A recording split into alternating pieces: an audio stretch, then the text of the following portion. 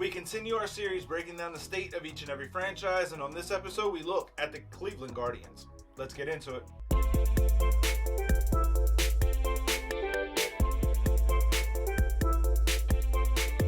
What's going on, baseball fans? Jeremy Laracuente here for the Baseball Banter Broadcast, and as I said in the open today, we break down the state of the franchise for the Cleveland Guardians. Now, as we look at this Guardians franchise, we have to begin with the most noteworthy news of the offseason for them, and that was the extension signed by Jose Ramirez. A 5-year, $124 million deal is absolutely a steal for a player that competes perennially for the AL MVP award. I think that when you look at what this deal is, this was a definite hometown discount by a player that wanted to remain with the Guardians. When you look at what this means for the franchise, this is the player that you build around. And that is why he falls into the 2022 X Factor for this Cleveland Guardians franchise. I think that because of this extension, because you know that he's going to remain with the Guardians long term, this is going to be the guy you have to center your focus around and build around.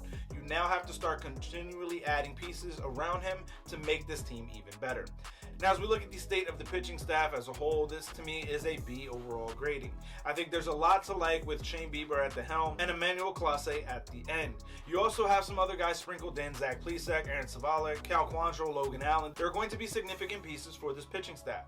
I think that when you look at what this division is going to be, there's going to have to be an emphasis for the Guardians on pitching, because you're going to have to hold down some of these powerful offenses like the Twins and the White Sox. So having a very good pitching staff is truly going to help you be able to solidify your place in the American League Central Division. Now, the reason that I believe that the Guardians have to emphasize their pitching is because, to me, overall, the state of their offense is a C grading at best. There's serious questions beyond Jose Ramirez and Franmil Reyes in this roster for me, and I don't know if they have enough firepower to truly compete at the top of this division this year. When you look at what this team is going to have to do offensively, they're going to have to try to mix and match and produce runs, hit and run, be aggressive on the base pass in order to truly be able to maximize their talent and their capability. I think that long term they're going to be able to find some players like their current rookie sensation Steve Kwan to be able to truly push this franchise offensively back to a place where they were dominating not that many years ago. But if the Guardians are going to be able to solidify themselves as a powerhouse threat in the American League Central, they're going to have to build this offense up, and I just don't know that they have that this season. As we look at the state of the franchise overall, I think that this is a B- grading. When you look at what this franchise can be, yes, there's going to be questions about the offense, but their pitching staff is really where they're going to try to put their effort in. I think that if they add a little bit more to this offense, the Guardians will very easily find themselves heading back towards the top half of this division. Right now, to me, presently, as predicted, I think that they end up in third place in this division.